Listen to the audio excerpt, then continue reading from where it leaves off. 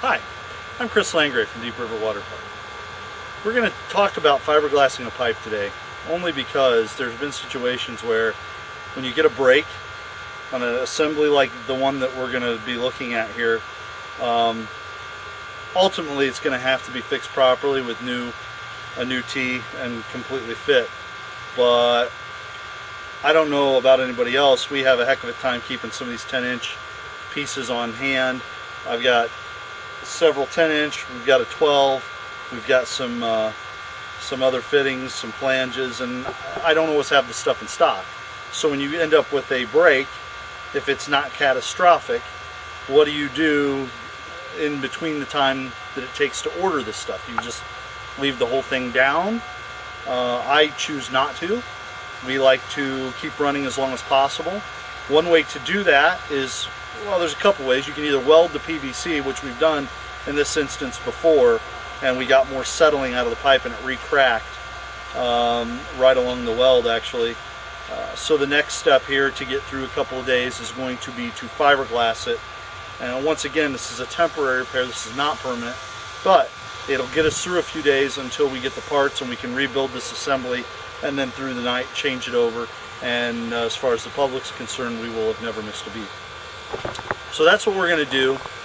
This is by no means for style points or anything like that. We're just trying to get it functional, and we can go through those steps. Okay. Alright, so now we know what we need to fix. We've seen what the problem is. So we need to get our materials together. You see that I'm wearing blue gloves. These are really nice to have. You do not want to get this stuff all over your hands. It's almost impossible to get off, and it's disgusting. Sandpaper to rough up the area, because we do want this to adhere. Once we've done that, you will have created a lot of dust. I like to clean off with acetone. It gets everything nice and clean and prepped. You're also going to need the fiberglass resin, which you can get at any store. I believe we've already mentioned that. You can get the liquid hardener for the resin. These are all 3M products. It does not have to be a 3M product. It can be anything that all the stores tend to carry different brands. Mixing cups, very important. You may put several coats of resin on, so it's important to have multiple cups. Unless you get them completely cleaned out, you're going to need more than one. The mixing of the hardener and the resin, something like a plastic knife, very good to have, because you can just throw it away and you will not be able to reuse it. A fiberglass mat. Now you can use a mat, which is what this is. You'll notice it does not have any kind of pattern, or you can use the fabric, which was actually woven. I prefer the mat on pipes for repairs because it's a little cheaper, and there's really no reason. It's not going to be anywhere anybody needs to see it, so it doesn't matter, and it's very strong once you get the resin on it. You'll see how the process that I use, just because that's a process I use doesn't mean it's the only correct way to do it, but I do like to use paint brushes. Some people use actually roller pans, and they will fill the roller pan with the resin and soak the fiberglass mat in there and then lay it on. That's acceptable as well. It just depends on what's going to work better in your particular situation. And then to cut the mat, you're going to need some scissors. These are the main things. What I do not have here that is also important to have, especially if you're going to be in an enclosed space, is some sort of breathing protection, a respirator, because this does put off some pretty nasty fumes. And then I'm wearing my sunglasses, but these are safety lenses in these sunglasses, and you will need safety glasses. So now we can move on to the actual repair. All right, step one is going to be to kind of rough up the pipe a little bit, because we want to give it the fiberglass resin a tooth. I don't know if this is always necessary in an emergency situation like this, but I like to make sure that we're going to be as good as possible here.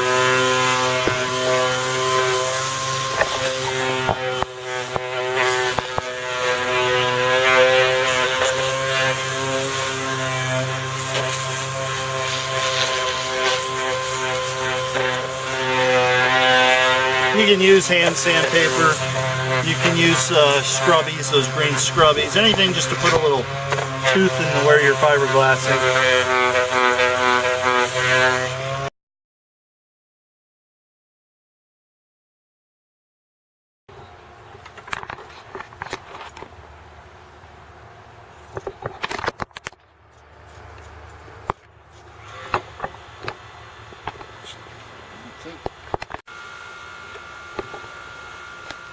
pretty good.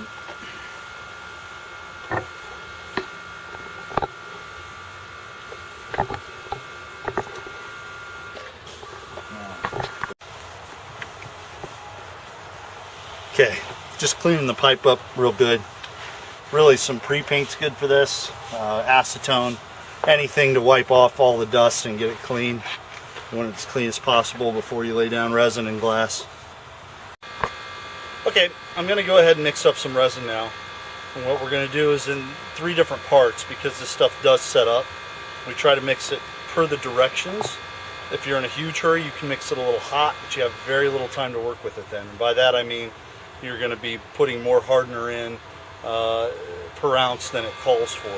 But we're going to follow the directions, and what that says is when you use this resin, for every ounce of resin you use, you're going to use 10 drops of this hardener.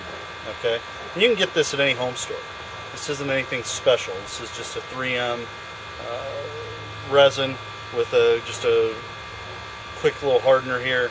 This is the MEKP hardener, and we'll have about, I don't know, 15 minutes to work with it, 10 minutes to work with it once we mix it. Try to work it as fast as possible. So I'm going to go ahead and mix up a 8-ounce batch of this. On this one.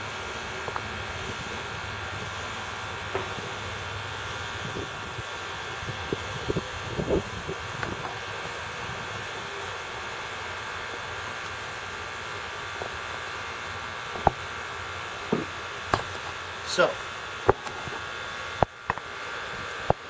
120 drops.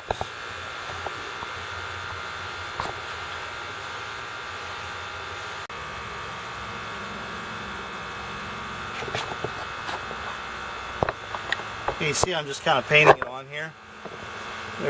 You can do this any number of ways. You can soak your glass mat in some fiberglass, or you can, put it on dry, which is kind of what I prefer to do. I paint it onto the pipe and put it on a little dry so you get some under it. And then I like to pour it on and smooth it on out. I think I get a better coverage this way.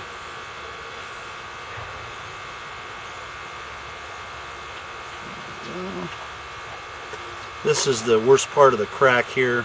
I'm doing first. You can see the resin starting to. It's amazing how fast this stuff works. And just work it in. No great science to this. Just like it to get to the point where the matting gets a little clear and you've got most of your bubbles out.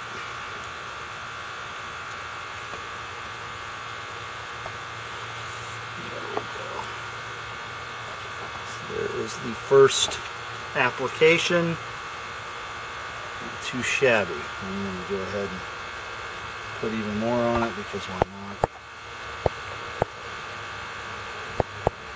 Once again, I'm not working on style points. I'm just trying to make sure this is all coated really well.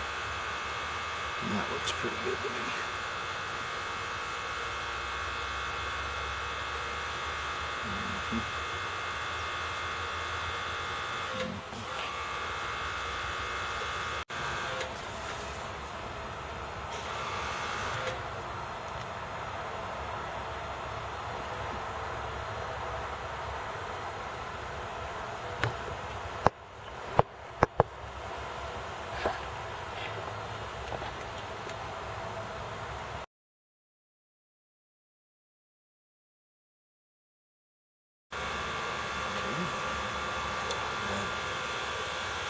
This bad boy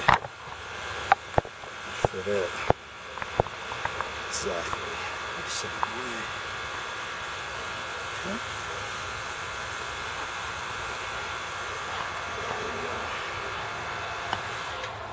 Okay. Now, let's have some fun. Brush.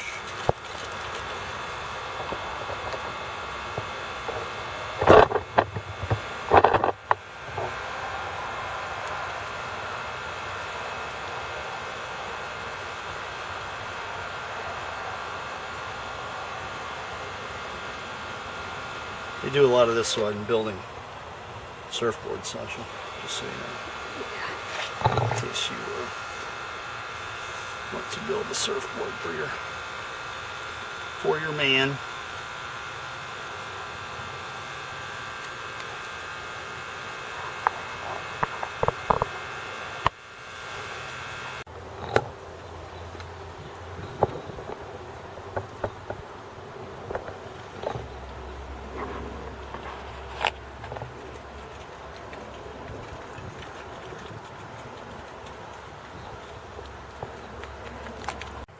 Okay, you can see here the repair is finished. We have covered everything in matte and resin, and I put the resin on very thick on this one, just because of the fact that it pulled away a good amount. I didn't like this pipe all that much. It won't leak. It should last us for at least a couple, 3 days. It would probably last a lot more than that, but we do want to get it fixed properly and put a new piece in here. And because it's flanged, you know, once we get the parts, it won't be too hard to do. But we will be able to get going again with this way. It will not leak. I've had real good luck doing this. Hopefully this video has helped you. Think that maybe you can get by with something for a couple days. Because once again, even if this were to refracture, something were to go on, this isn't going to cause any major problems. It's just you'd have to shut it off. Right now you don't. You can operate like this.